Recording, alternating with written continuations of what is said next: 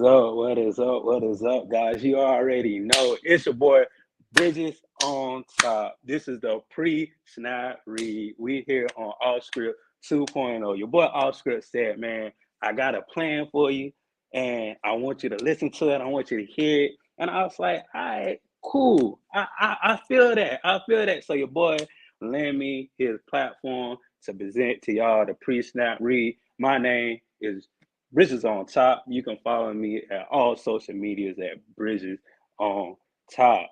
And I can't do the show by myself. I really can't. So I got my two lovely co-hosts. I got the lady of the boot. And you know when I say the boot, you know that's only one place. She get the get and she from Louisiana. You already know she that Southern girl, Robin McGee. Hey, everybody. And yeah, no, I have to introduce my other guest. He it's a dog eat dog world out here, and he is a bruh, and you know he from the area I'm from. He from the Carolinas, you know everything fine in the Carolinas. My boy Jerry Goodson in this thing, man. Hiya. What's up, man? Glad to be here, man. Glad to be here. Sure, and everybody. Welcome to the pre-snap read. You already know it's this is how we vibe when we start out the show, man. We start out with a little bit of music, man. Hey, shout out to my boy King. Man, he's lit. Make sure y'all go like his stuff. He's a good artist. Shout him out. We handsome, we pretty, and we chocolate, man. What's up? What's up? What's up? Now we pretty and we chocolate. I like that one. Sure, definitely. Gotta set it off. Gotta set it off. But man, welcome to the pre-snap read. So we about to go ahead and start the show. Robin McGee, do your thing. Of course. So first up in the news, guys. So Miss Isis Lang, she is a dancer who created the USC Majorette team this past week, and there's been a little bit of push pull on this idea that she's been having and what she was able to implement at USC. So those of you who don't know, we're talking about University of Southern California, and she is wonderful in her way of explaining why this dance team was important to her, what it could do for USC, what it can do for other women of color, other Black women, and just anyone who is interested in joining. But of course, the caveat of implementing a historically Black, traditionally HBCU kind of vibe at a PWI is stirring up a lot of commotion with some of the people who have their own opinions. So let's open it up the floor. You guys, what do y'all think? Do y'all think that she should have done this? Are we supporting of Miss Isis Lang? Are we like, girl, what you doing? So I'm gonna let y'all start and then I'm gonna get my little comment.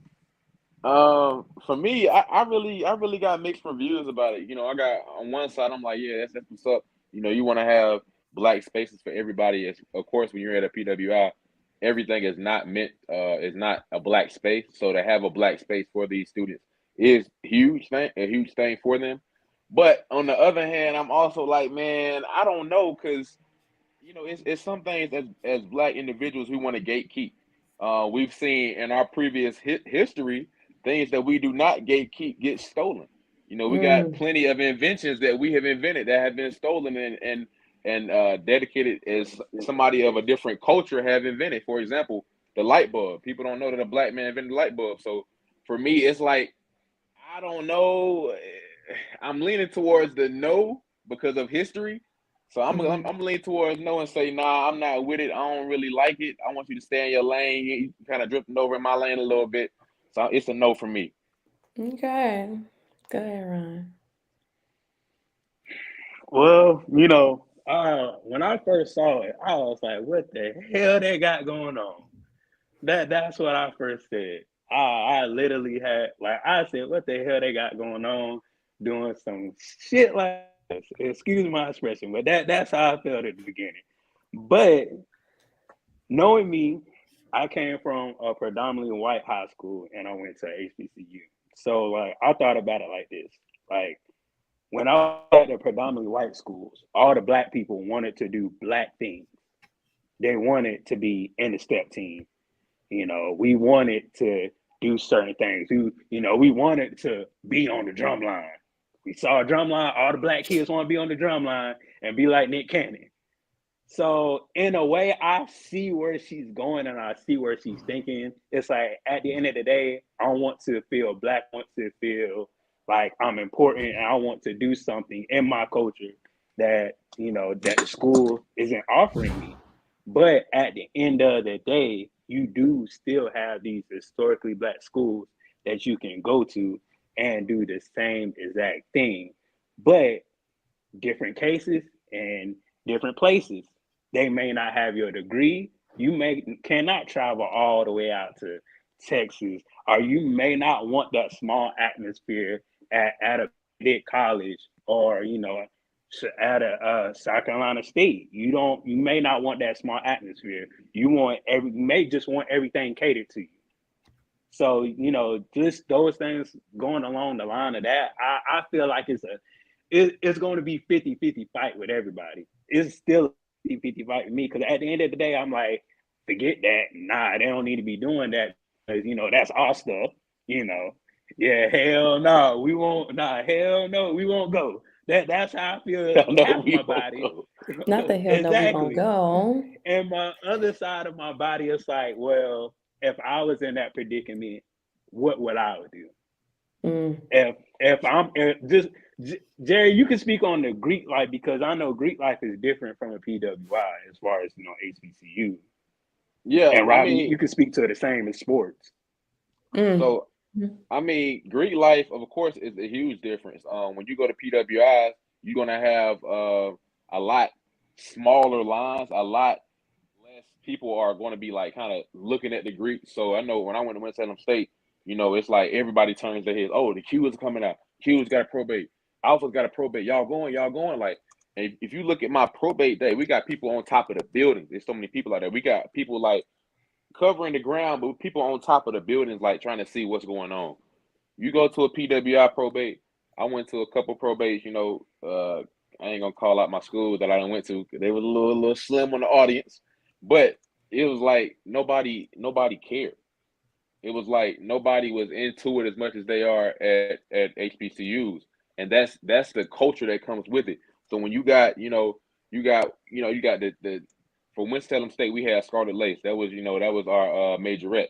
So if you got somebody at Wake Forest doing the same thing, they're not going to preserve it the same. We're not going to love it the same way that I feel like HBCUs love it and adore what they got going for the band. It's two different things. And for me, it's not even about the young black lady doing it. I think it's good that she's doing it. I'm just scared for the future. I think it's going to eventually going to get kind of taken and stolen and misconstrued, and it'll be all type of snow bunnies out there doing all types. Man, I ain't Not with all snow that. bunnies. Jerry Goodson. You know what? I think I'm gonna go ahead and take my little time to input my little comment. There's two sides, and I totally understand both sides, right? You have the HBCU community, basically saying this is our craft, right? This is our tradition. This is what, point blank, kind of what we are known for, definitely other capacities. But, I know a lot of HBCU family members, friends, alum, when they go to the games, when they go to sporting events, they're looking for the dances and they're looking for the band, right? In addition to the athletes and, the coaches and all of that and what comes to it. However, want to hold true to that because, like you said, I went to FAMU, HBCU, love my Rattlers, and I also went to LSU. And I understand what it is to have the desire to want to fill a space that is going to uplift both Black men and women. And I think that people are, instead of them shining a light on that enough, of seeing the purpose of what this young lady is doing, they're automatically going to this, oh, it's ours, y'all can't have it. Y'all are no better and this is just my personal opinion, not attacking anybody for their critiques, but that's no better than anybody else saying, oh, y'all can't have our stuff because of what? Y'all not good at it? Clearly she's good at it. I saw the video. She looked like any other dancer I've ever seen at any other HBCU, right? It's clearly not about talent. It's about the fact that, she has a talent, she has a passion, and she has a space to do those things. Now, granted, everybody was in the comments, well, not everybody, but some people were like, well, if you're going to do that, go to an HBCU. I applaud everybody who goes and get an education, regardless of where you get an education from, period. Right? Now, granted, do I think that, our Black humans, our people of color should definitely dive into attending HBCUs, understanding what that culture is, because they were created for us to get an education. Black people weren't allowed to get an education at, PWIs. You know what I'm saying? So yes, I do understand that if you're going to, emulate what HBCUs are, definitely go. But let's look at the fact of why she's there. Did anybody ask her why did she go to USC in the first place before she started dancing? Let's just take the dancing out of it. Why did she go? Like, I went to LSU. I also went to an HBCU. I'm not taking away from anything. I learned a lot of things from both of my experiences. And I did things that mirrored HBCUs in addition to PWIs. I went to football games. I, went to tailgates, like everything that was offered at both things. Nothing had a traditional, like, I'm taking away from something just because it had prominence to somewhere else. I think here, and I have to be very, open as far as like, when you have these spaces for women and for Black women specifically to shine, I'm rooting for them. I am rooting for them. And it's sad that people are, downing her in that way of like, she's basically stealing. But if anything, who was her inspiration, right? HBCUs are her inspiration, right? We can say the same thing about high school students doing majorette dancing. So y'all gonna tell the high school students that they can't do majorette dancing, even if they are at a predominantly white school or they're in a mixed culture school? What you gonna say? Like, no, you're looking at the talent, you're looking at the energy, and you're making sure that their purpose is there, right? I don't think that young lady had any other purpose but to uplift and provide a space for these women to do exactly what all the other women at other HBCUs love to do, and that is to dance. No matter how that dancing looks, just because the dancing looks similarly to other people, you know what I'm saying? Like, what what is that to say? Just because you had a PWI? So I support young Miss Lang. I think that she, did what anybody else would have done in her position of allowing people to understand that you can do anything anywhere because it's who you are and what you're about, regardless. Right. Yeah. And that's what I feel like all of these dancers. I want to hear more from the dancers. I wish they would do, somebody needs to do this. I don't know, like interview just different dancers across the HBCU land, just to understand what their point of view. Because I feel like a lot of the people that's commenting probably not even dancers, probably didn't even go to an HBCU, right? And That even if part. they did, okay, point taken. But were you a dancer? Do you know what it means to have that talent and just sit with it, right? Now, granted, yes, everybody's gonna be like, "Oh, she would have went to the HBCU." Da, da, da, da. I said, but y'all don't know why she went to USC, what opportunities that was afforded to her, where she's from. I don't know if y'all know, but I don't even know of any HBCUs in California. So let's start there. So if Yeah, it's definitely not any. if she builds an HBCU, let's do that. If she like implements an HBCU in California and then adds a team, would that make everybody feel better? Yep. It would. So It would. It would. It's just and a school. then it's gonna be it's just the next part is gonna be like, oh, well, I guess that just because she built a school now that's gonna help her to get more recognition and all this other stuff. It's always someone's gonna have a problem. And I feel like that's just the world we live in. Everybody's gonna have a problem. You know what I'm saying? But I support young lady, Miss Lang. Keep doing your thing. Hello. So, Okay. I definitely understand where you're coming from. And to reiterate what I said earlier, I support her 100%. I think she's doing the right thing, but what I'm afraid of is the future of what it will turn into. I don't want it to be, something that's whitewashed and stolen from our culture, and then turn into something that, oh, look what they started here at USC. Majorettes are dancing with the band, and they'll take that whole credit from HBCUs the same way Yeah. they do a lot of things in the Black community. And you know That's what what? I'm scared of. I agree with you, Jerry, but I can also argue, and we go back, and from your point of view, I understand it's different, but there is some validity of bringing into the space of predominantly Black fraternities and sororities. There are fraternities and sororities, predominantly Black, that offer a space to white people. You know what I'm saying? So, in an Yeah. essence, I can argue that y'all didn't gatekeep really, in a sense, because if you did, there would be no white person on a fraternity or sorority, none. But you didn't. Why? Because you are clearly someone on that in that chapter, on that line, whoever. Because I don't know the process. They allowed that person to come in. Why? Because of their purpose. Not because, you know what I'm saying? Oh, we just gonna, try to diversify our team to add somebody white. I'm hoping that they didn't do that. You know what I'm saying? I really hope, but that's on their culture. That's on their character. That ain't got nothing to do with the fact of, you know what I'm saying? What is the overall purpose of having these spaces? It's still predominantly Black, regardless if they have one little white girl next year, Oh predominantly no. Black. She's gonna have to show up, just like how we have to show up in these white spaces, just like how we Right. code switch. Lil Sarah, you better come on. You know what I'm I saying? Like, yeah. hold them Completely. accountable to the space that they're going to be in. I don't think that this is necessarily a threat to us because of how we put it. This is traditionally and fundamentally rooted in the Black community. There has to be, it literally, they would have to take over. And that's just not this type of activity. Otherwise, we would have seen it. We have white people that go to HBCUs. And that's There's fine. probably a white girl on somebody's majorette team. That's fine. All that is fine. I just don't want it to be a completely white area that is taken from the Black community and then switched up Yeah. and saying, "Oh, this is what started at USC by some white girl." When in actuality, it started by this young lady. I just Yeah. don't. The same way, like Kim Kardashian, she'll wear braids or something and say, "Oh, look at Kim Kardashian. She But she started been a doing trend it. with braids." You know what I'm saying? I don't like how we're always continuing taking credit from young Black people, young Black women.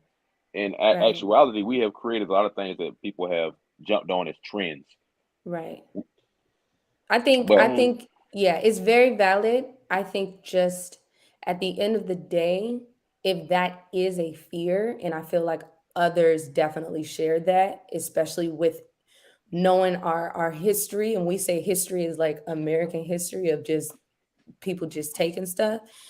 I think, but at the end of the day, as we stand 10 toes down, knowing our foundation, that chance is very slim and less probable than it actually happened. I'm not saying that it's impossible.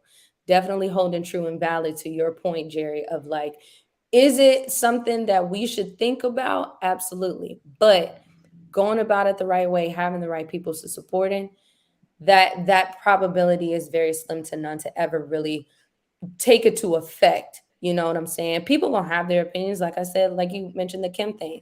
But everybody know it's a Black thing. Everybody, even if somebody in the back of the, in the lot was like, oh yeah, Kim created this. No, we all know there's 100 more people that's like, girl, that thing, she got it from us. Stop it. Stop it. that is true. Sure. We One know. monkey don't stop We no know. show now. Sure. Last statement, and I'm gonna say this. I understand where both of you guys are coming from, and like I'm still fighting with this to myself. Just like we had all the best Black athletes in basketball, football, baseball, everything, and they went to gentrified it as far as, oh, we can't accept y'all now. And I think that's the fear of we may lose it because of money speaks to a lot of people, just in general, just money.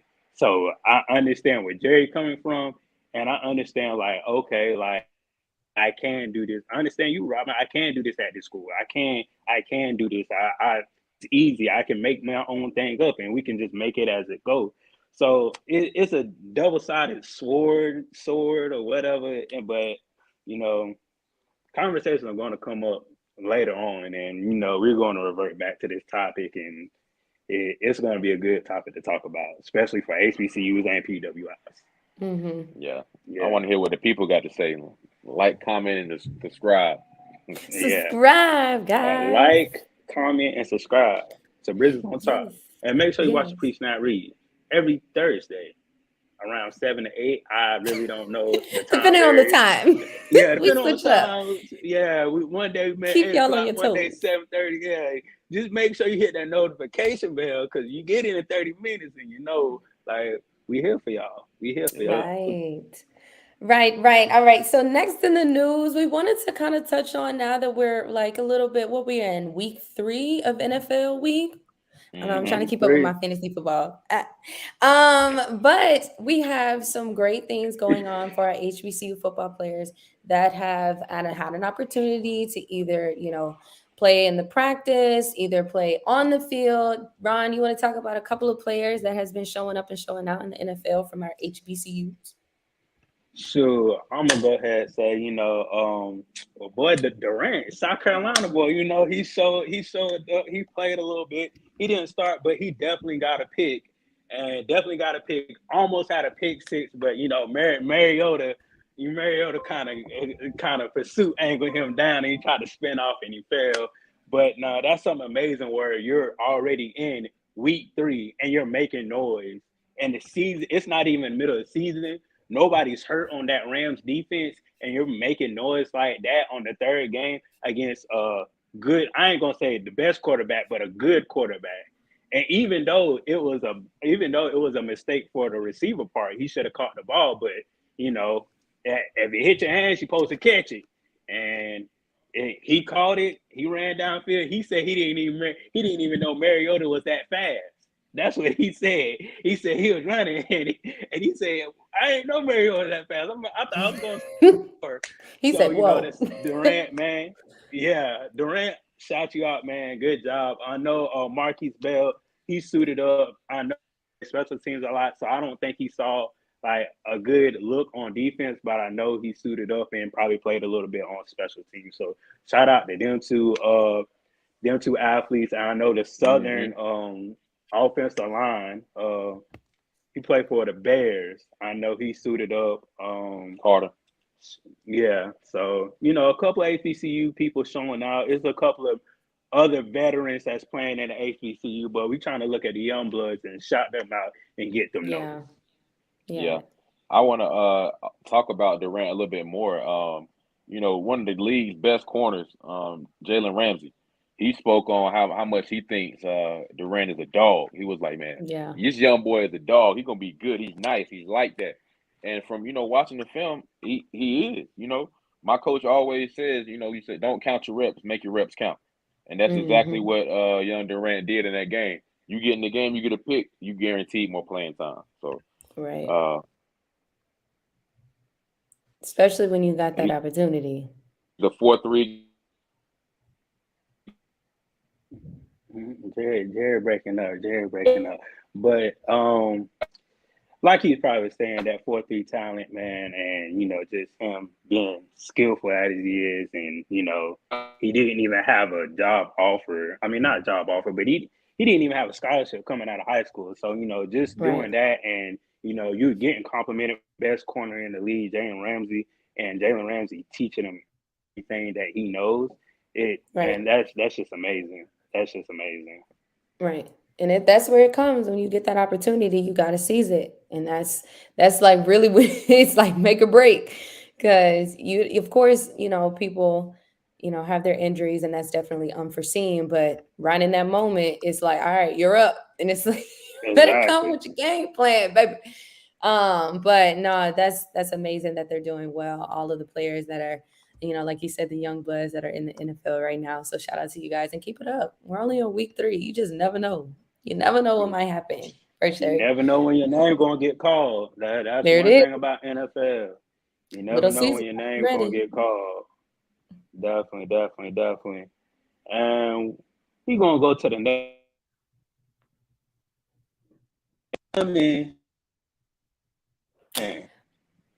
Homecoming season. I feel like this is, I don't know, is it early? I just really rarely paid attention to how other homecomings were like at the beginning of October because ours has been so late at the end. I'm like, dang, everybody, I feel like we just started homecoming this weekend. What? Or Yeah, next weekend. it's Next weekend at the beginning of October. yeah, definitely. Homecoming is literally right around the corner. And we got a couple of homecomings that's going to come up. I'm about to show y'all the list of homecomings that's gonna come up. So go ahead and take it off, Robin. Shoot. Yes. So we have Bowie State or Bowie State. Always Bowie. pronounce this differently every time I say it. Bowie State has theirs October 1st. Winston-Salem State, which Jerry is going to be upset, but I am going to that game. I got invited. So I'm going to Winston-Salem State's homecoming next weekend. Fort Valley State has theirs coming up. Alabama A&M, Lincoln, and also Bluefield State has all of their homecomings coming up next weekend. So, which homecoming are you expecting to be the blowout of a homecoming? Whew, that's tough. Um, Hmm. yeah, I have to see when the week comes because like I got to see different matchups and every week is different. But I know Tesson and Jerry, I know that Winston Salem State homecoming gonna be lit. That's just the homecoming of homecomings Crib. in the Carolinas. Yeah, Yes, so sir. Jerry, I don't know if you were back on, but I got invited to go to Winston-Salem State's homecoming, so I'm going to. I said I'm gonna tell him on the show. I said I'm not gonna tell him before. I'm gonna tell him on the show. I want to know who. Your girl Chanel, Oh, okay, Chanel okay, okay, invited okay. me. Chanel said, "Girl, come on." I was like, Yeah, you gonna enjoy it. You gonna "Shout enjoy out to it. Chanel." I gotta get you up with me up, bros, and get you good. You can get some chicken off the grill.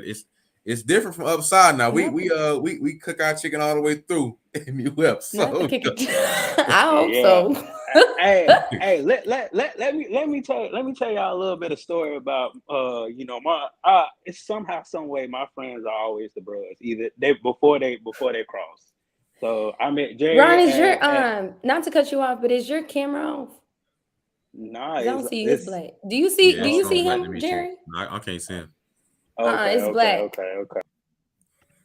Technical difficulties. Yeah, I Now know he he was said black, all but I his didn't think he friends was that is. black now. But going back to Winston, I don't know if they're gonna win because they really ain't been winning too many Who, games. who are they But playing? Who are they playing? Winston, it really don't matter. Uh, Oh, they probably, I never think they mind. either playing He said Livingstone seasonally. or St. Aug. I think it's St. Aug. We usually play St. Aug, Shaw, or Livingstone for homecoming. Gotcha. Um, this year, we try to schedule the worst team, but we might be the worst team. Oh Um, no. no, we're What not the they worst got team. going on?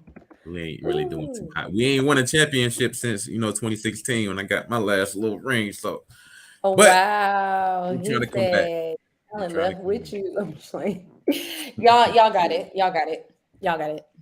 They got it. Shoot. But I mean, But for me, what I was about? Oh yes. go ahead, Ron. Shoot. Shoot. I was about to tell a little story time bridges, you know what I'm saying? Here it Shoot. is, Ron. Go ahead and share your story. It's a safe space. Little story time. So I was friends with Jerry, the bros. I was friends with a couple of the bros.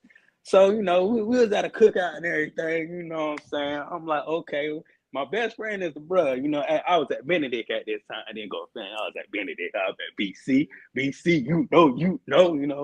It was all out there, and the bros were cooking. So I tried to fix my plate. So when Uh-oh. I tried to pick up the plate, Delta smacked the hell out my hand. So the black person in me was like, "Who the heck is this smacking my hand? Like, who is you?" Get this jigaboo away from me. Get Exactly. this jigaboo, The this bruh, porch monkey away from me. the bros told me to go get a plate so I can eat. The bros told Right. me, and they was like, "No, we fix your plate. You tell us what you want. We serve you." I was like, "Okay, my bad." I was like, "Hey, don't beat me up." And that was just an experience that I had with the Divine Nine and everything. Like they have each other back. they do everything for each other. So shout out to the Divine Nine during homecoming because they do a lot for the students. They really do a lot for the students. You don't think they do step shows for y'all, cook for y'all. They do a lot. So shout out Yeah, to because I'm the sure Divine going in Nine. there and go Rams. No, to piggyback off Damn. of what you saying, like I know for a fact, like my Neos gonna be out there like hanging out all night in the camp, like camping out for a tailgating spot. They'll camp out 3 o'clock in the morning for a tailgate spot to have a good spot. Sheesh, You know, on top of that, the same boys is camping out, got to do the step show the previous day. So they going from the step show to the camp out. You know, that's what we do. You know, homecoming is the biggest time of the year. So go out there, enjoy yourself, Rob. I'm really gonna get you in contact with some good folks, my LB. So I gotta make sure you get some good connections. Thank you. Definitely, Anybody else that we definitely. feel like is going to have a good game this upcoming? Well, I would say next weekend because that's essentially when. Anybody else? You have that list again, Ron? You want to pop it up? Oh, let me pop it up for everybody. Okay, hold up. I think Lincoln was on there. Lincoln. Bowie State was on there. Lincoln. Bowie State playing. I think listen. Bowie probably. Oh, Alabama and wow, theirs is early. That's the one I was going to mention. You know, Bowie is ranked, I think, top 15 in the nation right now, Division II. Mm-hmm. So they're probably going to go out there and whoop up on whoever they're playing. It's probably going to be either Chowan. Like I'm trying to think about who they're actually playing, but Chowan was usually the team that people schedule for homecoming. Yeah. And Alabama and A&M, to go off of that, they're playing BCU, Bethune. Mm-hmm. Y'all think they're gonna win that game? Yeah, they should win. Bethune having a down year, so yeah, we gonna talk about all that in week 4. But it's week 3 recap. Week 3 recap. What we had? Oh my goodness, we had a lot of things going on. We did have a lot of things going on. Let's talk about this. You gotta bring the monkey out the bag. It could have been worse. Worse, right? Well, it could have been worse. Could have been. You're right. It could have been worse. JSU could have scored anything. Just saying. They got 3 points. It could have been worse. This game was a tale of two halves. If anybody watched the game, it was really a tale of two halves. The first half was really competitive. It was a dogfight the first half and everything. Yeah. And when you watch the game, Jackson State made so many mistakes that Grambling was capitalizing off those mistakes, and that's how they kept them in the game in that first half. They if you watch the first half and watch the second half, you'd be like, what the hell happened? Because they really pulled the wool over your eyes and during the game. So shout out to Grambling. They tried, but could have tried harder. Well, it's just right when it went into halftime and came back. I don't know if everybody came back. I think just maybe they forgot they were still in the game. I don't know. I didn't get to see all of the game. I only saw a little bit. And like you said, Ron, they was toe to toe in that first half. But said stay in the dorm award. Yeah, and Jackson State took off and did not look back. In GSU. They were still in the locker room. That's what I would say. So just moving forward, come on out. You have 4 quarters to play. But like I said, it could have been worse, Yeah. I mean, from my point of view, it wasn't GSU. It was more so of Jackson State, how good Jackson State was locked in. Yeah. I think they were like, y'all, they then scored some points, on us. We really not playing our best ball. Let's really go turn up on them boys and show we're not playing with them. Yeah. I think that halftime speech, put your phones up. We ain't put your phone up. Everybody put your phone up. That's you gotta say it like this. You got put your phones up. Put the phones up. Oh, y'all What put I'ma the do? those up. And then he hit him. That's and when really he how hit you him be around, talking to them too. You turn said my what? theme music on. You know, Play his my knees theme got music. bad. He can't hardly dance. Got Ooh. 9 toes. Oh, don't do that to Oh, him.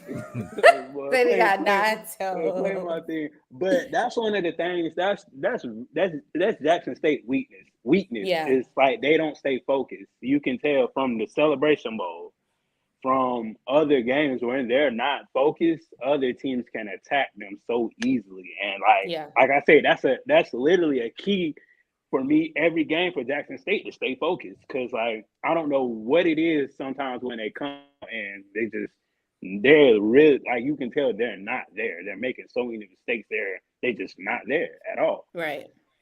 man, Right. I think that comes with with the popularity, with the paparazzi. Everybody, watching cameras. Everybody got a camera on you at all times, and then they're kids, man. So they're not used to being in the spotlight the way they are right now. These are celebrities. They're kind of put into the celebrity spotlight. So it's gonna be a big thing for them, man. Like at the end when they're facing somebody in the about Celebration Bowl, at the game at the end of the year, it's gonna be a big time game. It might come back to bite them in the butt, but right now they'll probably be okay. But at the end of the year, it might come back and bite them in the butt. Yeah. Well, Yeah. they play. Grambling does play Bethune, I think, this weekend. So maybe that'll shake some stuff up for them, get them back on track. But this one, I was very surprised. I was very surprised with Texas Southern 24 to Southern 0. Yeah, I didn't think that Southern was just not going to not be able to score anything. But shout out to Texas Southern for holding lead, going all the way through. Y'all can go ahead and touch on it. Yeah, it was a complete domination. It was a lot of mistakes being on Southern side, and you can't make that many mistakes and expect to win the game. Um, it was a pretty rough game for me. I can't see them doing that in another week. I Yeah. think the coaches go down, they're gonna get things back right, and them boys gonna be on the board this next upcoming game. Not saying they're gonna win the game, but they're gonna at least gonna put up a better matchup to what they just showed today or on Saturday. Right. Sure. But hey, shout out to Andrew Body. Shout out to him, man, because he been needing a game like this just as far as like the offense goes. And like I don't know what the hell is going on with Southern coaching staff, like putting not scoring a point at not even Yeah. scoring 3 points. Yeah. Like that's And in the third quarter, neither of them did anything. So I'm like, if that would have been the quarter to do something, there it is. But Yeah. yeah. I mean, granted, the third quarter is usually a tough quarter for teams. Like coming out of halftime, it's kind of hard for teams to get locked back in and score points like that. I mean, well, for me, generally speaking, most teams I played on, I've always had a rough third quarter and a good fourth quarter. So I kind of give them a little bit of a pass on third, but you got to get something on the board, man. 3 points, Right. 7 points, 6 points, a safety, 2 points, something. You can't go out. You can't act like you ain't show up to the game. Shoot, go on the basketball court and shoot a free throw. Try to get 1 point. Stop. Something. I mean, They said timeout real quick. Let me let me go to the red. Where the basketball goal at? Hold up. We need one. We just need one, man. It's true. But definitely, shout out to Alcorn for finally beating McNeese. The streak is over. The streak is over. Like, man, I knew it. I knew it. I said that Alcorn was going to beat McNeese. I said it. Yeah, I'm very proud of them too. Because it's been a long time coming. McNeese, their program has been decent. It's pretty good. So Alcorn State beating them, it says a lot about Alcorn. Definitely. Next game. I'll definitely give them momentum. My school, listen, I'm telling y'all, we have a whole different team. Okay, our offense, our defense has always been, and just from the history that I've researched prior to coming here, of course, has been strong, but definitely offense is putting in the work. They are healthy. They're better on task. They're working more, cohesively together. I didn't really know too much about New Hampshire going in. Did y'all know anything about like their school, their data? I don't know too much about New Hampshire prior to the game. Go ahead, Ron. They're a team that starts they start slow. Like they traditionally start slow. So, just looking at those factors and they're 3-0. This game they couldn't make mistakes at all. Like Yeah. they really couldn't. They start slow. If they make a mistake, the game was kind of like, oh snap, we're kind of losing it. You can tell what team showed up, even though not Manise, but New Hampshire scored. You can still tell what team showed up. They scored off of, oh, I should have made this tackle, or oh, I missed the gap, or oh, I missed this. It was those type of plays for North Carolina Central. So it was a good game. I see Central and the South Carolina State game coming up. That's probably going to be one of the games of the year. Yeah. That's So, definitely solid.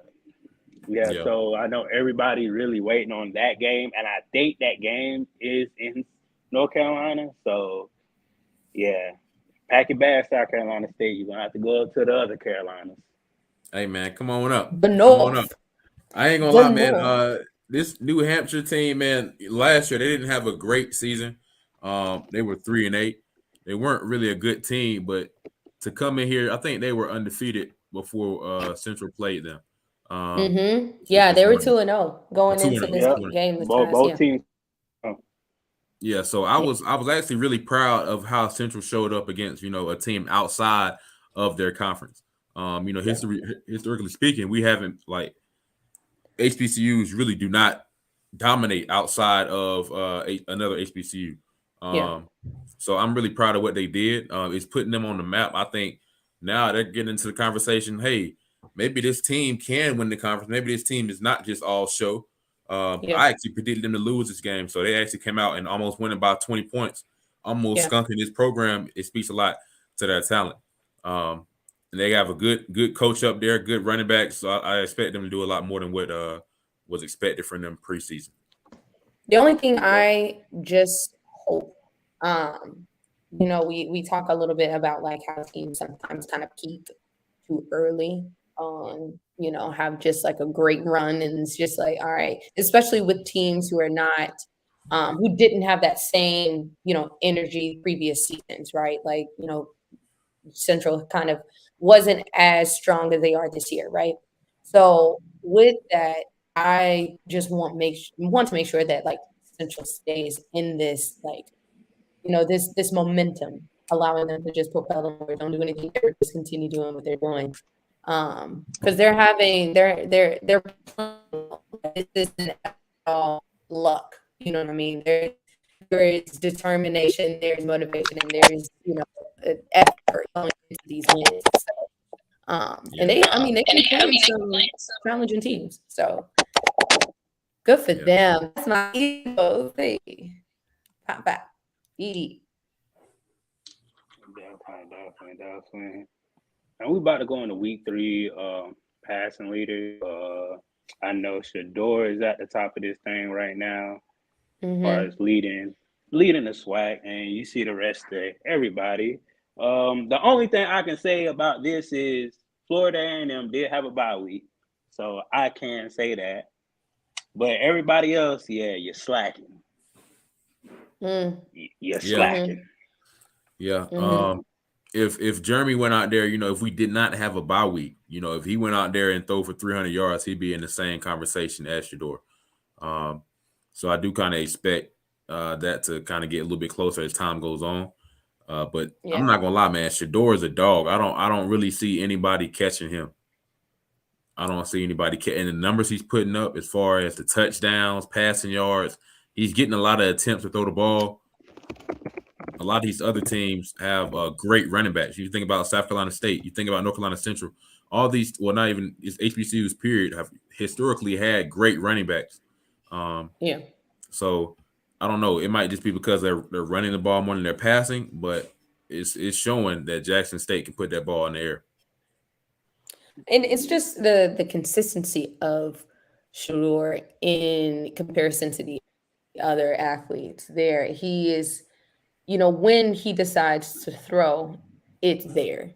Very few times is it off. And if at any really, but I think that is, if we're talking about how the other QBs can get up to that point, is when it's their time to throw. If it's not a rushing, situation, when it's their time to throw, it needs to be on point. And I think that's where Shador definitely shines, is he is consistent when it's going to be a passing game. So I think that kind of plays into it, because everybody has their own different views on what the plays is going to be. If it's not a passing, it's going to be a rushing, whatever. But when it's his time, he's on. So I think that's where these other athletes have to step it up in that regard. Like when it's your opportunity, for lack of a better term, don't fumble. You know what I'm saying? So I think that's where they need to kind of look at it from that perspective, because I think they're all equally as great of athletically, but the consistency piece isn't there. Okay, not everybody, but they're great. Andrew I'm not going to take that away from these young men. Okay, they are athletic, yes, but they are not on the same level playing field. You got no, and you're right. I don't want to take that away from Shador either. Like that young man is at this point untouchable. Yeah, you gotta think. But could they be? Yes. Think about this. If you put Andrew Body back there, which with the offensive line Shador has right now with the talent, it'll be the same thing. You put Musa back there with the offensive line, and for like Andrew Body and Musa, it's all about how you call the plays.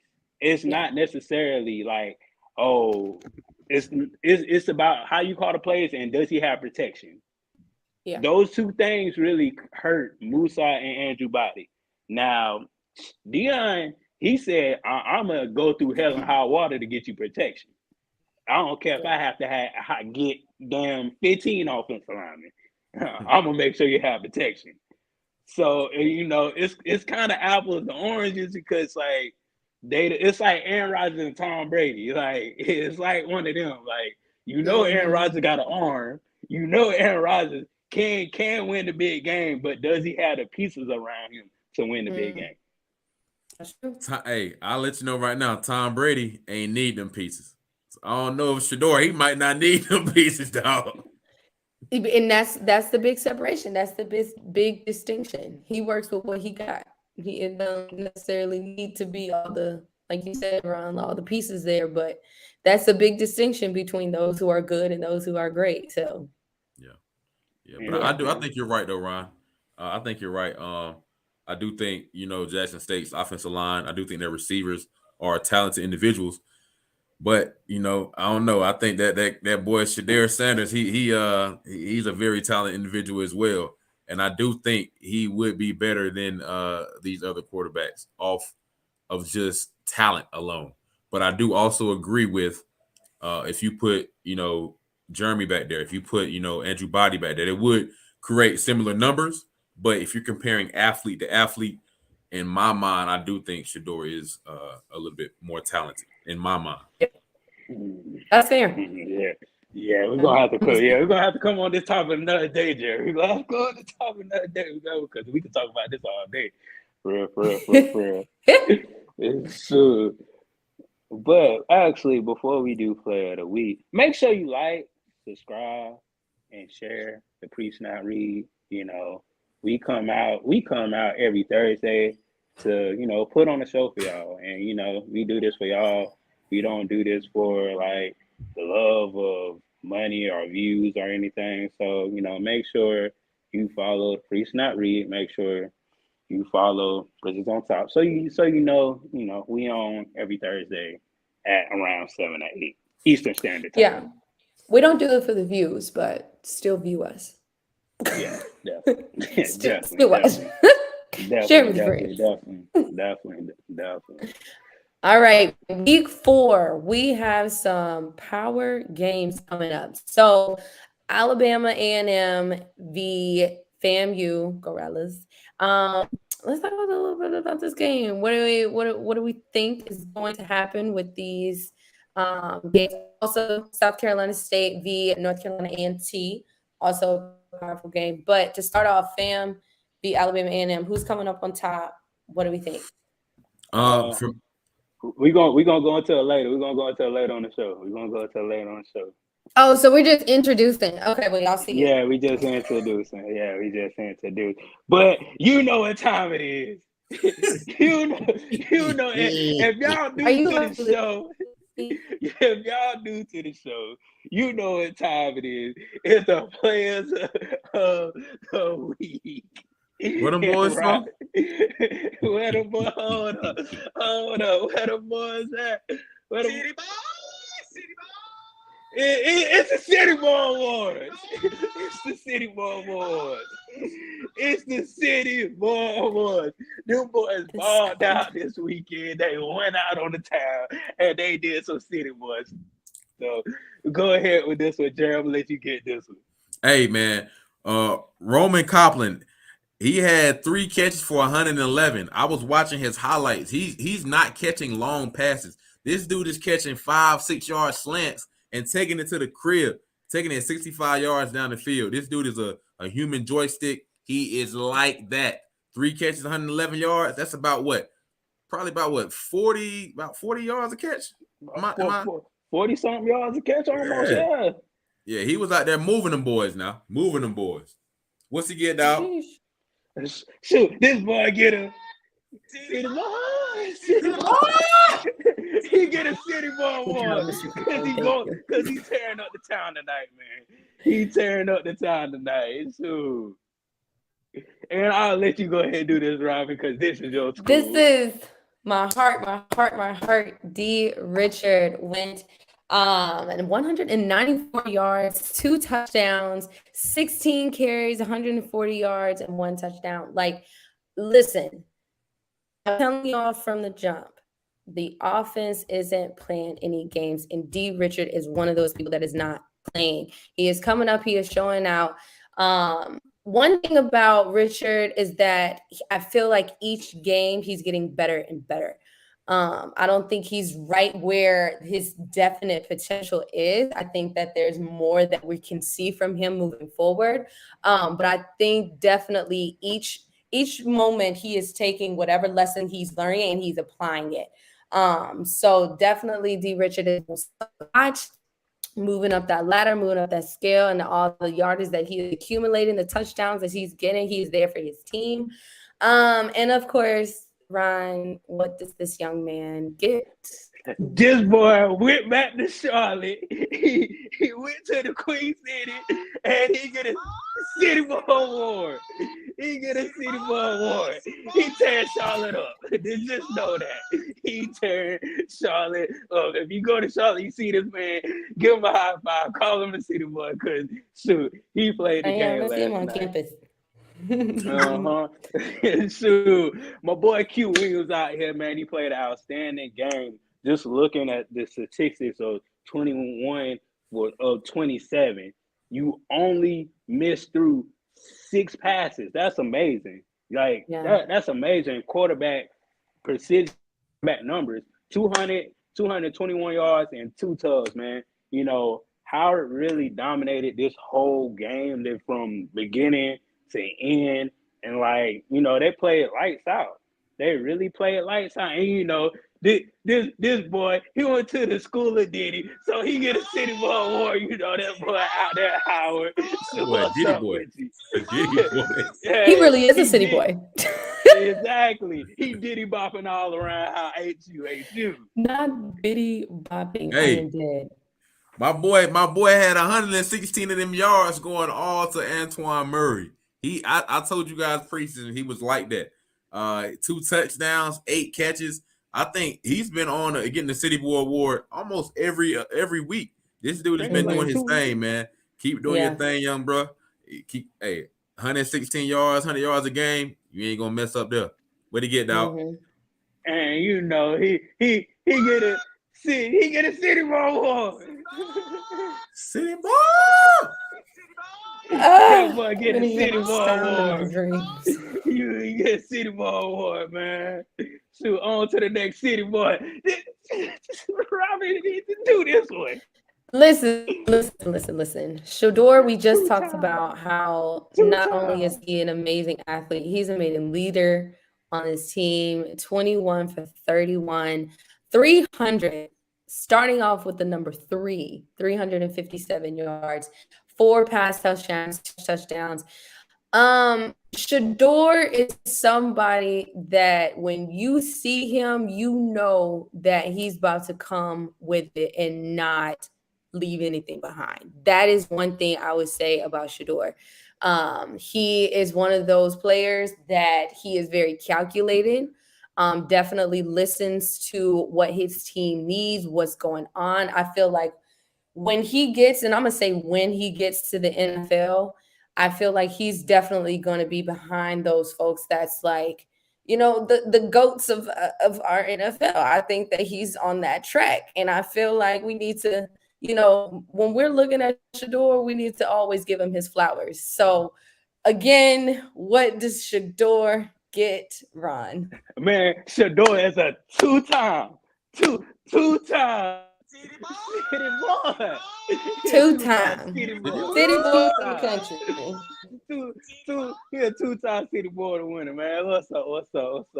Man, and my boy right here, Wilkinson, man, 23 carries, 141, 2 tugs. This boy was rumbling and tumbling and all over the place, man. 23 carries, that's a lot for a running back, especially in the HBCU land.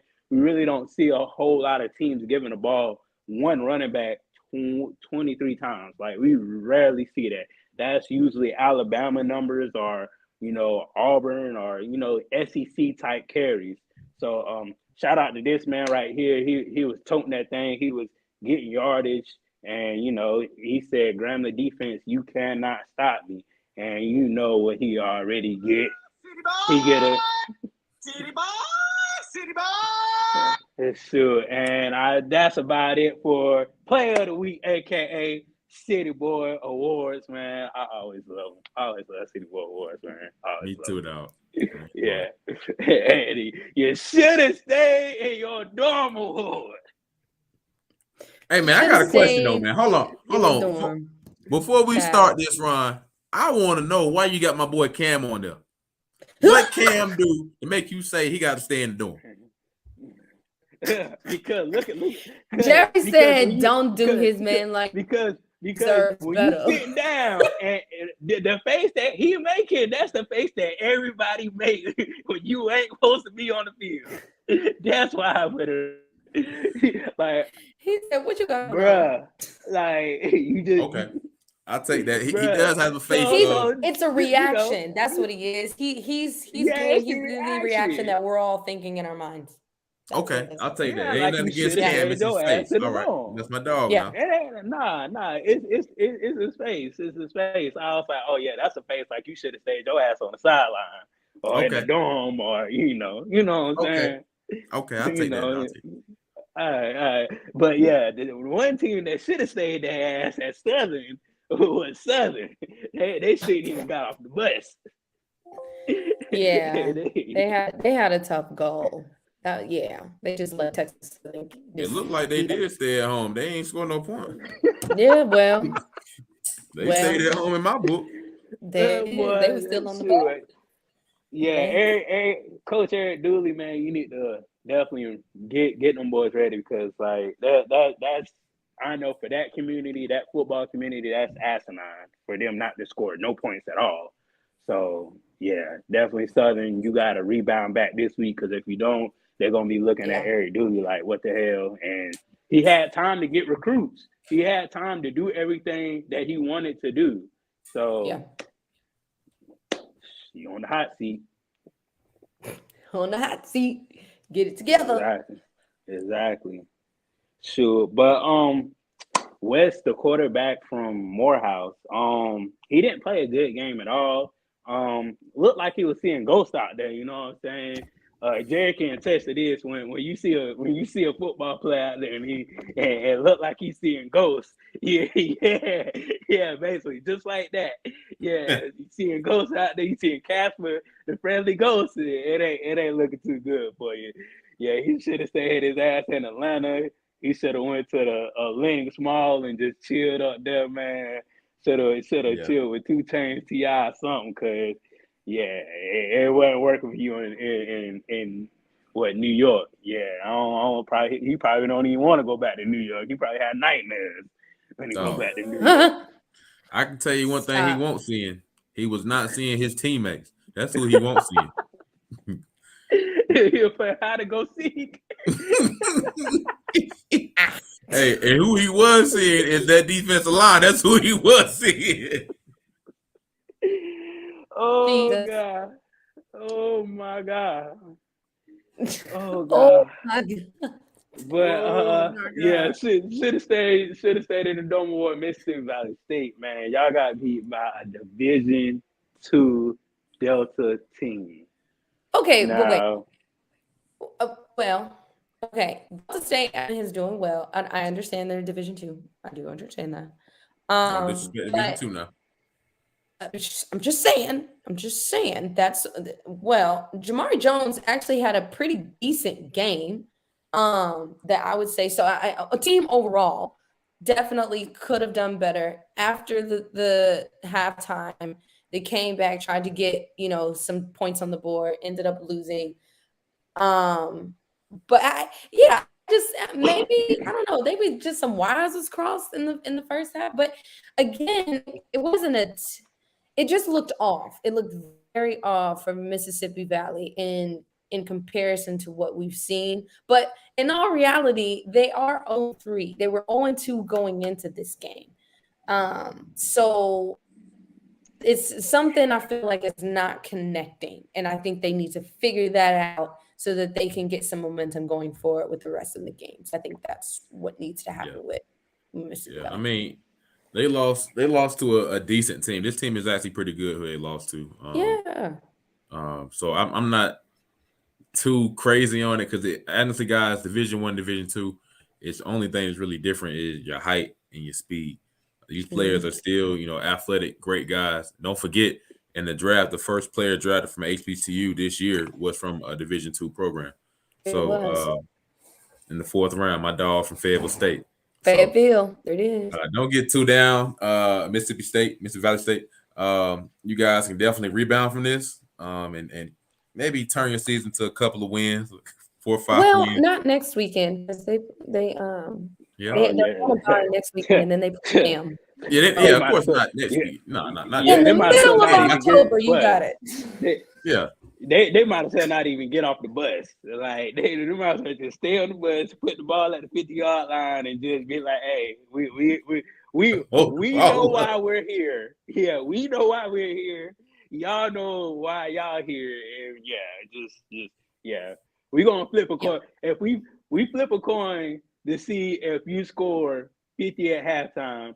Heads, you score 50. Tails, you score 32. Then come out next half, you score 20. You score 30. Like they just need to flip each half. That'll make it easy for them. Yeah. Robbie, want to go ahead? This is the MEAC games that's coming up this weekend. St. Francis, Pennsylvania at Norfolk State. That's at 2 p.m. All these games are on Saturday, right? Yes, ma'am. Right.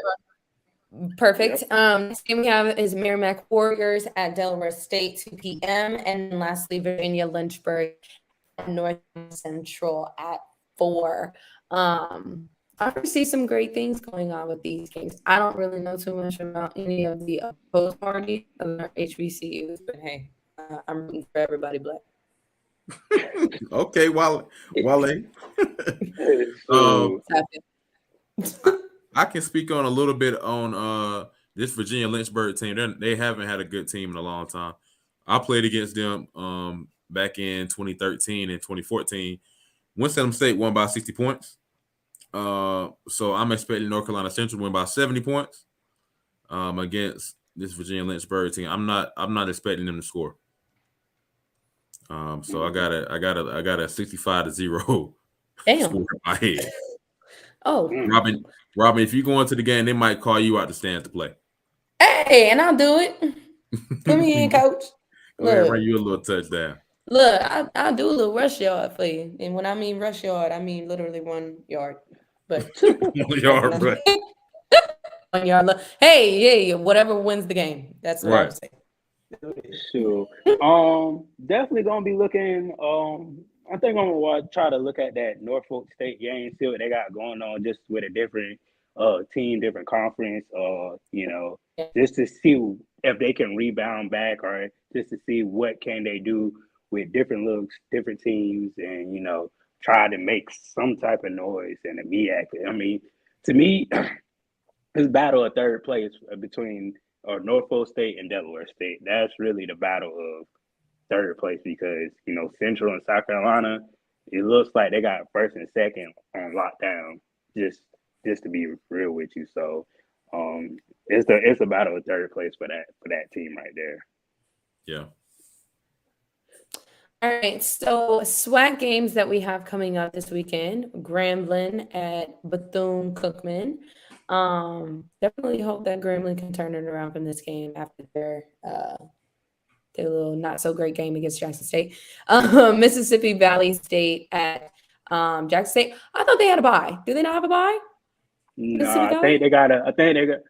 No, they don't have a bye. Mm-hmm. Oh, okay. Just check. They don't. Okay. Mississippi Valley State v Jackson State. Yeah, they're definitely not coming back into this until mid-October, bless their heart, but that's okay.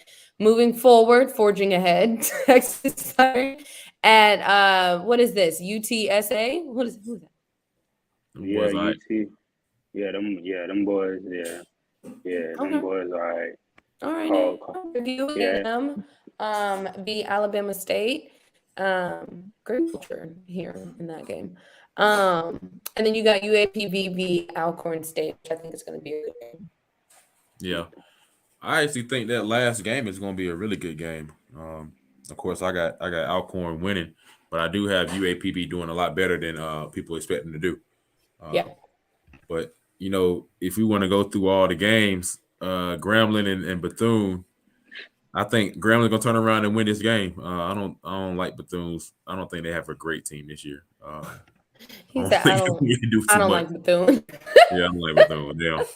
Well, I don't like their I don't know. They got a lot going on. Mississippi State, of course, Jackson State, like we said, they're not gonna win the game till October. This is not a game that's gonna be even close to winning. They'll probably lose by at least 40 points. You can't lose more than your age, young bloods. You can't use that. You can't lose more than your age. And we got Texas Southern against UTSA. I got UTSA. And then we got Prairie View and Alabama State. that game make it think. You got a real estate agent. Okay. That's gonna be the game of the week. That's gonna be Alabama State gonna win 28-14.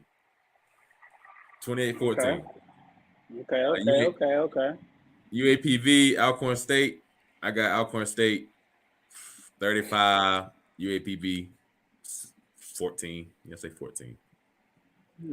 Okay. Well, for me, Grambling and Bethune, I think it's gonna be more for a test for Bethune than Grambling, because you got Hugh Jackson over there. You got an offensive-minded coach. You have an NFL caliber coach. So I really think just trying to line up and use Kamari Everett as your dominant offensive threat this week should help them. But knowing Bethune, they probably not even going to throw it to them one damn time.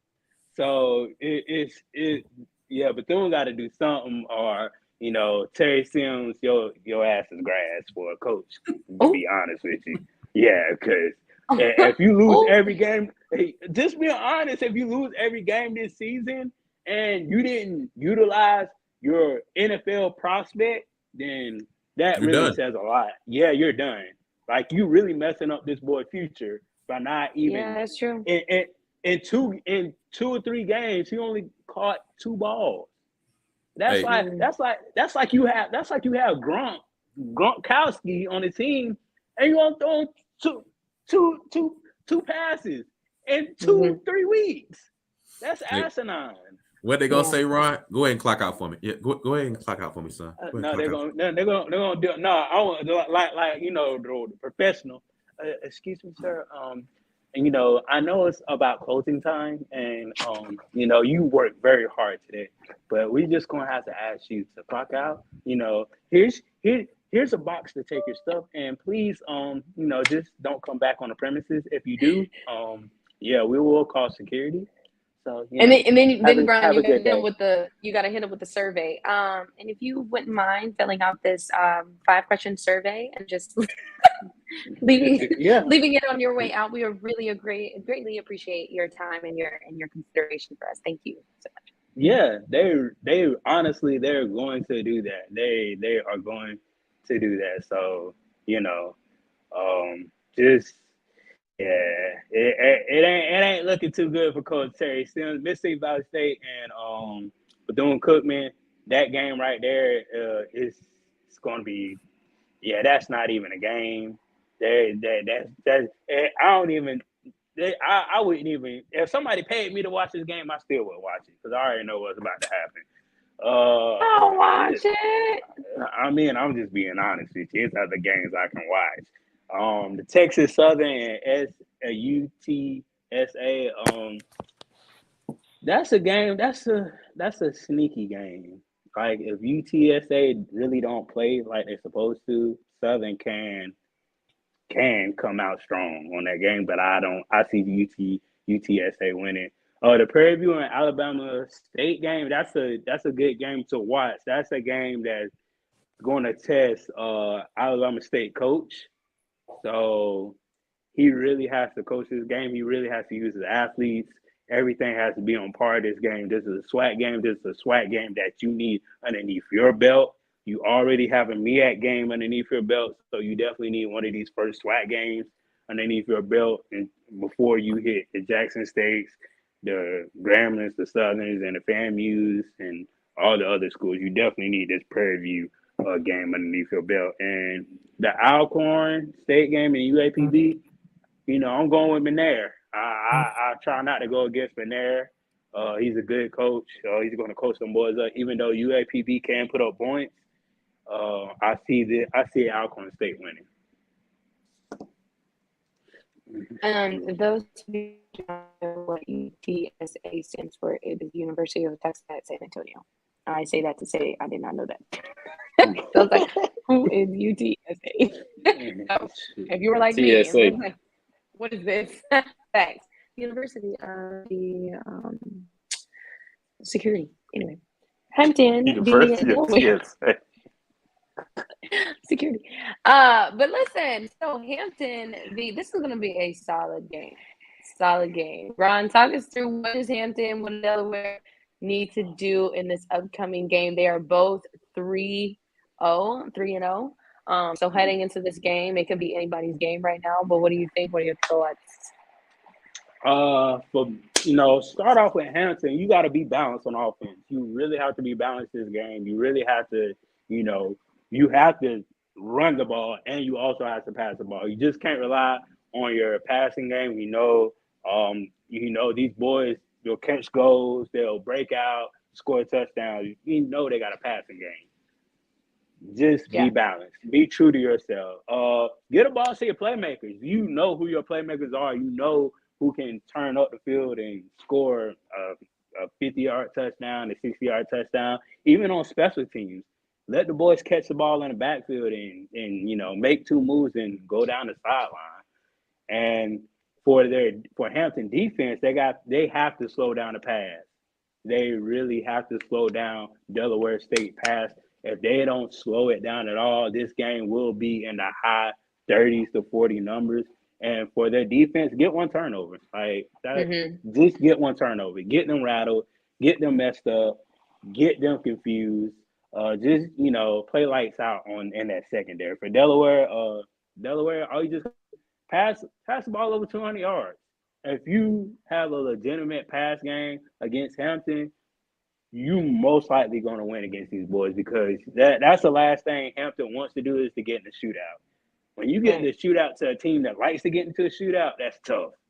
So, play in the second half for Delaware. You got to play in the second half. Like, you can't come out flat. You can't come out, oh, we got this in the bag and you only down like 14 or 10 points. You have to do that thing. Our pitcher kind of blocked the last one. I forgot what my statement was, but it's probably something on defensive side of the ball. I say for your secondary, you got to play lights out for your secondary because these boys can throw the ball. These boys can get yards. Play tough, play aggressive. Don't play too aggressive, get pass interference call, but play aggressive on the secondary side of Delaware. Yeah, There it is. yeah, I agree. I mean, going back to Delaware State defense, Hampton has had a guy that's gotten that City Boy award. I think this might be his second time, but he's had a couple good games. If he hasn't gotten it 2 times, he has been like a guy we have been looking at. He had over 100 yards last game. Like I said, he's taking the ball 50, 60 yards down the field. So if their secondary is not ready to tackle, not ready to cover, it's going to be a long day for Delaware. Definitely. There it is. There it is. Definitely. Oh yeah, my score. Hampton. They've been scoring in the 30s, so Hampton 37, Delaware 31. Okay. Yeah, I got actually was gonna do 28-17.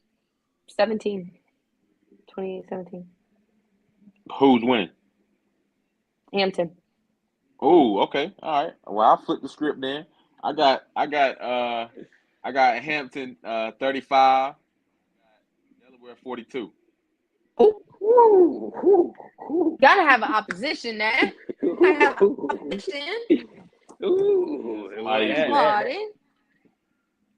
Flip Good the game though, script, man. regardless. Yeah, that's a good game. That's a good game. Now, shoot, this game right here. Shoot, we got South Carolina State versus North Carolina A&T. Me and Jerry know about this, the Battle of the Carolinas. The Battle of the Carolinas. Yeah, Robbie, I don't know. I don't know if A&T is gonna beat South Carolina State. I'm not even gonna lie to you, just because of how they've been playing and how I've seen them. I mean, I definitely saw how Central beat up on them, but just looking across the board, I think overall the South Carolina State is just a stronger team this year than I would give A&T. So again, South Carolina State, get 2 turnovers, you got the game. You just got to play good defense against North Carolina A&T. Why do you keep saying give Shaq the ball? Every time you have South Carolina State on here, you talking about some give Shaq the ball. Hey, Shaq he got a the good point. ball. Shaq is that dude. Shaq is that dude. It's He is. Like all the quarterback need to do is like if I was Buddy Pugh, I'd be like, you gotta throw the Shaq 10 times. I don't care how he get the ball. 10 times is the limit for Shaq. I don't care if you throw it to him. Obvious now. Don't be obvious so everybody know that you're gonna be giving Shaq the ball. So North Carolina A&T ain't out the game immediately, completely. Now they be playing now. But the crazy part about that is, Robin, he be double teamed and he still comes down with the ball. Yeah, but you also want to preserve your players. It's, you know what I'm saying? Like, granted, he has the talent to do it. I'm just saying, don't overly do it, because that's when you make simple mistakes. That's all I'm saying. They don't need to overly do it. If you think about it, they have a good running back core, at South Carolina State, where they don't need to. So, I mean, if they want to run the ball, they can. And I think that's a big reason why, Shaq has gotten the opportunities that he's gotten is because of how opening up that the run game is. Granted, Shaq is the dog either way, but it does help out when you kind of get the linebackers to kind of bite the run and then pass it to him. So I think them boys got a good chance against A&T. I mean, granted, A&T is not the team they used to be, or they're still a good program, but they're not the team they used to be. But Central get one win at the Aggie Eagle Classic. Now, Robin thinks they just the best team in the world. But Well, no, that's not what I said. But if you want to say that, that's fine. I'm just saying that because I've seen A&T and what they've done in the past, comparing it to what they're doing this season. That's all I'm saying is I feel like they're not as strong as they used to be. I mean, I was at the past game, Duke and A&T, and it just seemed like they're not as I don't know together as they could be. I don't know how to describe it in words because you're watching a game from a spectator's point of view, so it's like it is Duke though. It is Duke. It is Duke. It is Duke. But Jerry, there's some moments in Jerry, that game that I was just like, I could have played that. But hey, you're gonna be. But Jerry, I tested this from the last North Carolina A&T teams. They have beaten the Eastern Carolinas. They have beaten these D1 teams that that you go into the game, it should be a close game, and you don't think they're going to win, but they win. So, like Robin saying, this team is really not that team that we thought they were going to be this year. They got picked number 1 in their conference to win out the conference. And right now, I don't even see them. They may only win 2 conference games. Yeah. I mean, granted, they're not going to be the top team in the conference. They might not even be top 2, or they might be the top 4, 5. I don't know. They're not going to be top 2. For me, A&T, I mean, they've won those games before, those big time games. They haven't done it more than they have lost it, though. Keep that in mind. They've lost the game a lot too now. But I mean, they have beaten ECU. But Duke honestly, Duke has a good defensive line that I know a lot of people that play defensive line for them. And those guys are next level guys. You'll see these guys probably playing on Sundays. So I don't know if that Duke game is a good example for A&T, but A&T, you're correct. They're not as strong as what they used to be. And I do expect this game to be, not an easy win, but at least a 2 touchdown difference for South Carolina State. They did win last year. A&T won against South Carolina State last year. So I granted, think it was different 27-17. Yeah, different game, but not different game, but different team. Different players, but we'll see. I think it's still gonna be a solid game, regardless of the outcome. I just feel like South Carolina State is gonna come on top. Right. Definitely. And the game of the week. Whoop, whoop, Jerry. Boy, the game of the week right here. The game of the week. I had to take a sip of water for that one. Well, we can hear you over here swallowing everything. When I was doing this, I ain't gonna lie, I was pissed off when I was doing this. Because FAMU had, because they kind of like fooled me. They really fooled me. You were bamboozled. Coming in, but they fooled me. FAMU fooled me as far as just the football team. They coming in looking like the next best thing to Jackson State or the next best thing to beat Jackson State. And, just from coaching staff and what was going on at FAMU, then you go into that North Carolina game and you play damn near lights out and you almost won that game. You almost had the game. You like, okay, we can do this. Then coming into that Jackson State game, you like, oh, shit, I guess we can't do shit. Then going into that Albany State game, what are we doing? Why we don't have 41 points? Why we don't have 55 points on the board? And and it's a continuing pattern for me. What I see is coaching. It's the athletes are there. You have to coach to your athletes. You have to coach to your defense. You have to coach to your strengths and your weaknesses. And right now, at the end of the day, for FAMU, they're not coaching to their strengths. They're just giving away all their weaknesses. So that's why I was kind of conflicted just, putting this together. Right. Well, FAM definitely, I feel like, hopefully, them winning against Albany last week, maybe a momentum shift for them moving forward. course, they had a rocky start considering politically, academically, compliantly. But now moving forward, I think the break is going to help them. They had a bye week last weekend, or this past weekend. So Albany State was on the 10th.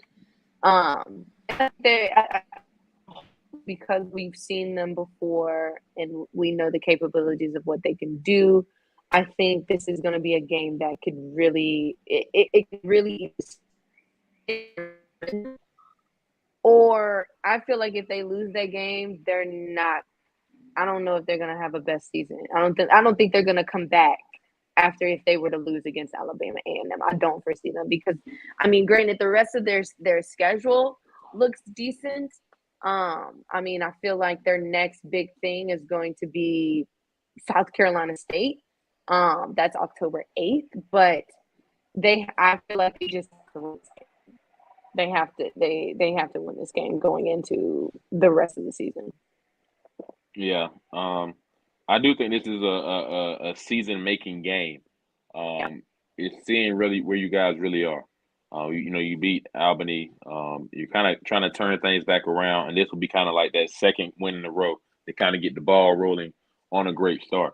I got family at both schools. FAMU is my alma mater where I went, and I also got my coaches that coach at Alabama A&M.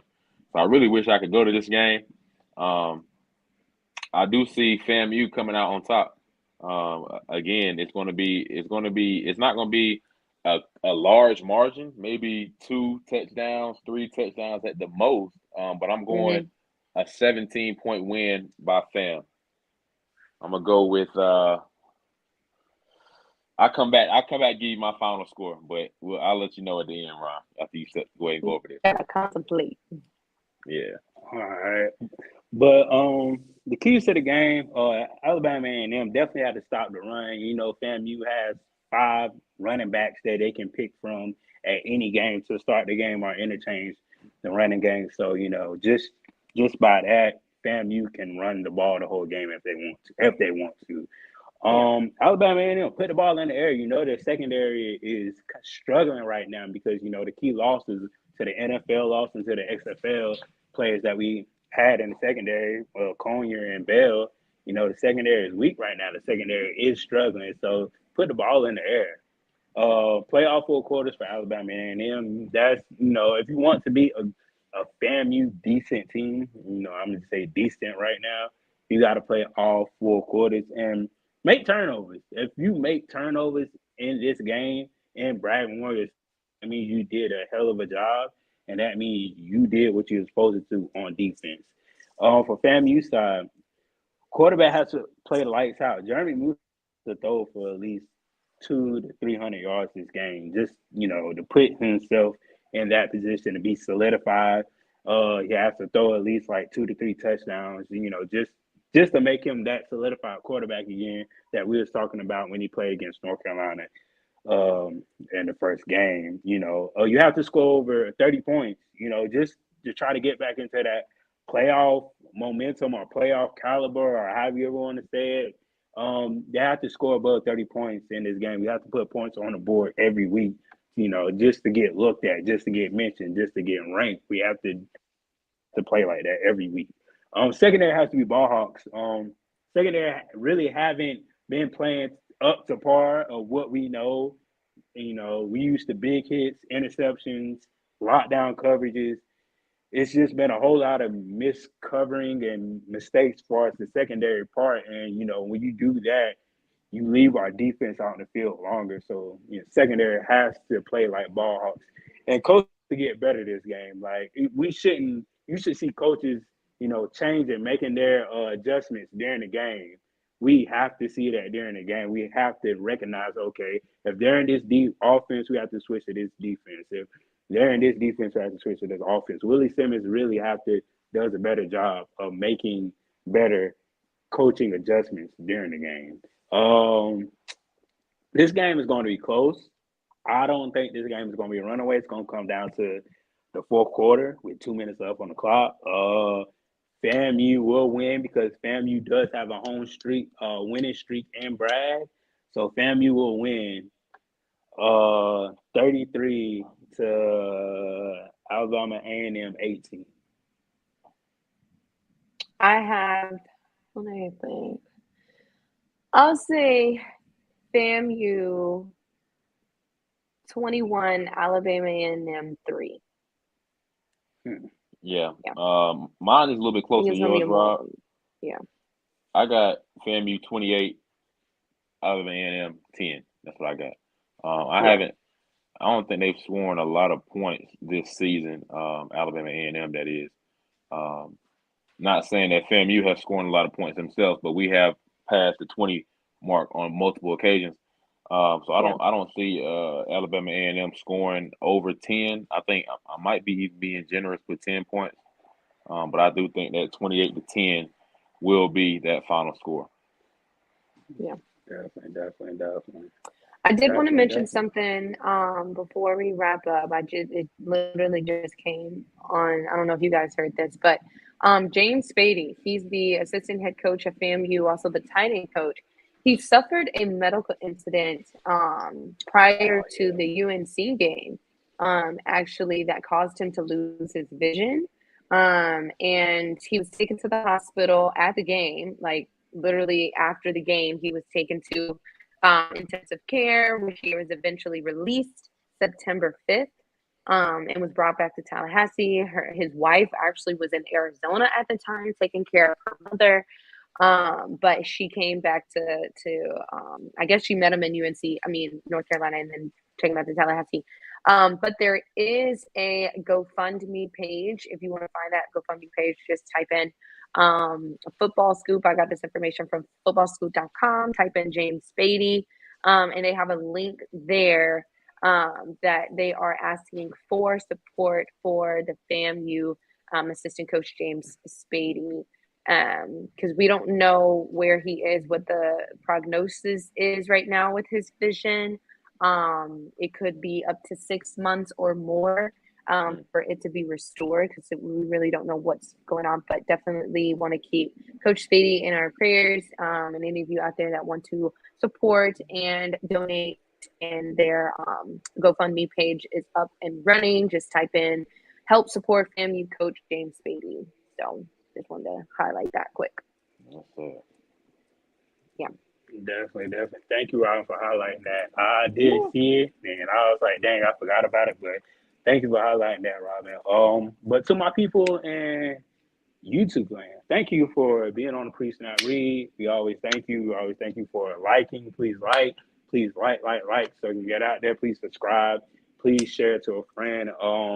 We are still doing the 500 subscriber giveaway. You know, once we hit 500 subscribers, we'll be doing a giveaway. It will only be doing on the live, so you have to be live in attendance during that show. You have to be in the comments. You can't be just watching. You really have to comment something, and we'll give y'all something. It depends on when we get the 500. If we get 500 next week or a month from now, it depends on what we got. You know what I'm saying? So we gotta hurry up and get those subscribers in, man. Subscribe to the Rizzles on Top. Definitely follow the Read on Twitter and Instagram. And Robin, Jerry, if y'all want to shout y'all people out, shout y'all Instagrams out, y'all can. Of course. I want to shout out my Legal Eagles. I love you guys. my law school cohort, y'all, I'm in law school. It's a time. But yeah, shout out to my Legal Eagles and my North Carolina football team. We're the best. Go fan too. Shouting out my IG, BOOQER _T, Booker T. Shout out to FAMU, shout out to, all the educators out there. I'm an educator myself. Shout out to y'all for grinding and getting that work done, educating these and the youth. Yeah. Sure, for y'all YouTube land people, I am at a baseball game. Y'all can see they are playing baseball right now. I took a little time off of my working day to do this. So look like we winning 9-3 right now. We winning 9-3. So Tampa Bay Rays definitely gonna go to the playoffs this year. But hey, we got some good news to tell everybody. My boy down here, Jerry Goodson, he will be working for FAMU. You He'll you be know working. what? You know what, Ron? You know what? Jerry What? deserves a city boy. I done put it up. I done put it hold up. I done Get put it back up. out. I done put it up. Hold up. Out. Hold While up. Ron is Hold doing up. that, just want to shout out to the main Marianne, Jerry Goodson. Jerry, what is your role at FAMU? I know the public is waiting to hear what you doing at FAMU. Go ahead, baby. I will be the compliance coordinator at FAMU. We know FAMU in the previous times we have had some compliance issues that I am here to try to fix. I'm going to fix. We're not going to have any problems in the future. So, happy to have this opportunity. I've been working to get into the compliance field for about 3 to 4 years now. I've actually interned and worked with the CIAA with compliance and governing bodies as Division II HBCU conference. So now to work with FAMU, my alma mater, it's a blessing. I love FAMU. I'm forever grateful for this opportunity, and I'm ready to strike and strike again, baby. Strike again, because everybody has been saying Strike. we need somebody in Strike. compliance, and then boom, Strike. boom, Strike Jerry. and strike Jerry got again. it. But this week, we had to put Jerry Goodson on the award. And Jerry Goodson, what you get, boy? The only time I'm gonna be excited. Yes, Jerry sir. Goodson get a City Boy award for putting these boys in the right place at the right time, make sure they go to the right classes, so we won't have this problem ever again. Thank you, Jerry Goodson, for just doing this and doing this for the culture, not just FAMU, doing this for all HBCUs. Yeah. Thank you, Jerry Goodson, Need it. man. Yes, sir. Needed. Love it, baby. But that's it, man. Thank you for watching the Pre-Snap Read. This your boy, Bridges on Top, Ron Bridges. You can follow me at Bridges on Top Everything. This is Robin McGee. That's Jerry Goodson. And this is the Pre-Snap Read. We love y'all. Peace out. Bye, guys.